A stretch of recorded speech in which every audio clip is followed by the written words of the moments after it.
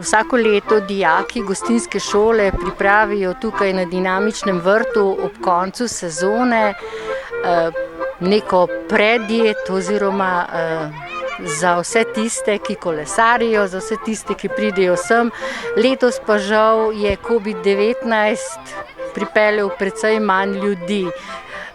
Kaj ste skuhali iz sestavin, ki so zrasle na vrtu? Ja, dober dan želim. Letos smo, kot rečen, malo okrnjeni sestavi, tako tudi ekipa, ravno tako delujemo bolj okrnjeno. Pripravili smo v bistvu slane in sladke zavitke, smo pa vzeli tukaj iz vrta zelenjavo, naprimer belo zelje, rdeče zelje, špinačo, ohrovt, por, paradižnik. Naj za zanimivost povem, da nam je uspelo narediti sladico iz paradižnika, to se pravi paradižnik kot sladki minjoni. Zraven je še čaj, ki so ga ravno tako pripravili na tem zeliščnem vrtu. In pa seveda voda s meliso in pa sladkim janežem.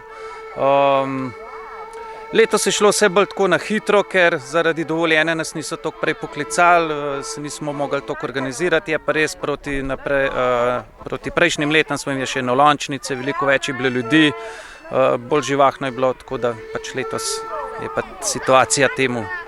Kateri dijaki so vam pomagali pri tem, da ste to vse pripravili? Jedi so pripravljali dijaki drugih in tretjih letnikov, tukaj pa imam dijake tretjih letnikov, ki v bistvu samo pomagajo pripraviti, potem pa pač po določilih šole ne smemo sodelovati pri postrežbi. Žal, tako je. To, kar ste letos pripravili iz paradižnika, je to novost na vaši šoli ali ste že kdaj kje pripravljali? To ni novost na naši šoli, moram priznati, da je to pač kopija dveh, treh, ne kopija, ampak združitev dveh, treh receptov, malo smo probavali in zdaj uspel nam je.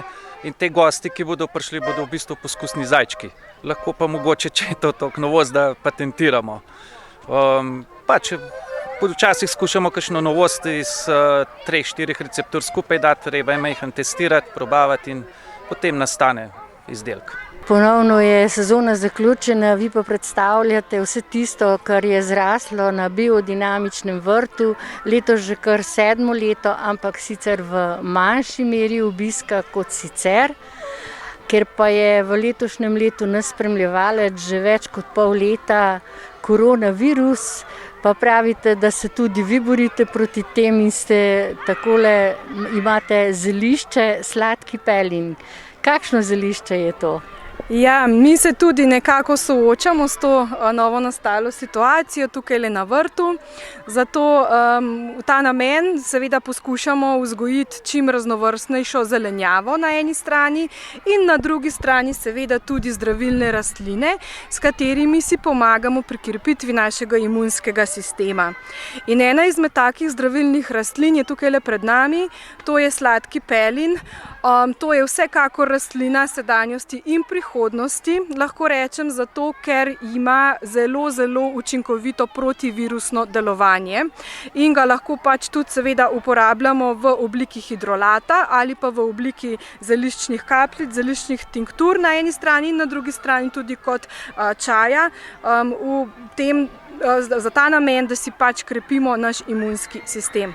Sicer pa ni samo Sladki pelin, je tudi Grenki pelin. Tako je, imamo različne vrste pelinov, imamo navadni pelin, imamo vrtni pelin, to ga poznamo bolj kot Artemisia absinthium, s tem, da je tukaj razlika osnovna ta, da vrtni pelin vsebuje snov, imenovano tujon, ki je lahko v višjih koncentracijah tudi stropena. Sladki pelin pa te snovi ne vsebuje, ampak je glavna učinkovina artemisinin in druga eterična olja, ki jih ta rastlina res vsebuje v velikih različicah, v velikih količinah. V letu ste pravzaprav organizirali delo tako, da ste postavili te gredice seveda za delo mlajšim, da lažje delajo, ker so še manjši. Ja, res je. To je naša nova pridobitev z letošnjim letom. In sicer je to namenjeno temu, so te visoke grede namenjene mlajšim otrokom in pa tudi tistim otrokom, ki imajo težave v duševnem razvoju in posledično tudi mogoče težave s koordinacijo. In iz tega razloga jim želimo pokazati, kaj vse se da, kako raznovrstna zelenjava se lahko pridela v teh visokih gredah.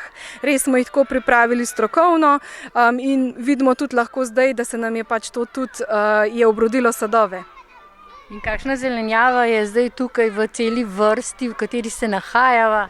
Razna zelenjava je od različnih kapusnic, naj omenim tudi okro recimo kot neko posebnost, potem imamo janež, tudi lubenice so otroci posadili, različne fižole, ohrovte listne, lubenice sem že omenila, bazilika, to se pravi kombiniramo razne zelišča, zdravilne rastline, zelenjavo, tako da res se da marsikaj podelati skupaj. In zakaj menite, da je oskrba s hrano pridelano na vrtu vedno bolj pomembna za slehernega izmed nas, še posebej pa verjetno za otroke, ki rastejo? Seveda. To nam omogoča neko varnost, če pač mi lahko pridelamo hrano doma na domačem vrtu.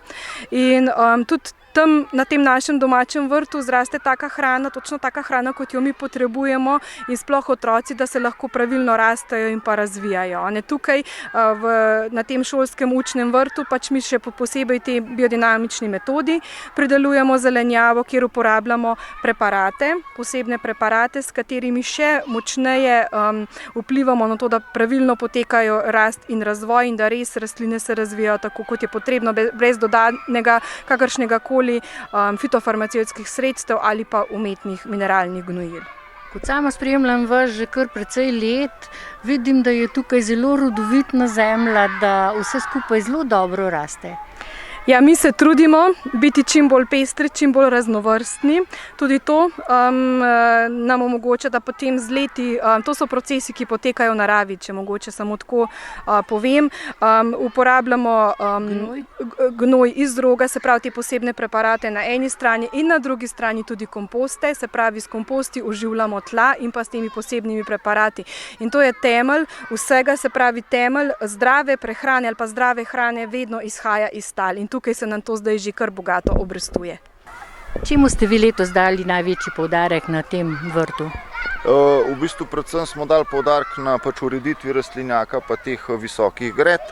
Zaradi razmer, bom rekel, ko so bile šole spomladi zaprte, pa to smo pa nekako prilagodili v bistvu vrste zelenjave, ki smo jih sadili in sicer smo bolj tempirali to jesensko, zelenjavo, ko se pobira v jesenskem času, ker pač nismo vedeli, kakšne bojo razmere, poleta bomo sploh lahko zelenjavo pač dajali v vrtec, to ponavadi dajemo in tako da smo bolj te jesenske kapusnice, buče in take stvari. So vam učenci pri tem pomagali? Ja, v bistvu zadnje 3 tedne, ko se je šola začela, spet, so pač spet hodili na vrt in seveda so pomagali, kar smo pač lahko v tistih 3 tednih naredili, tako da smo bili pa več ali manj sami letos, sami, brez pomoči otrok. Kot vidite, vam je letos zelo dobro obrodilo vse skupaj, kar je na vrtu.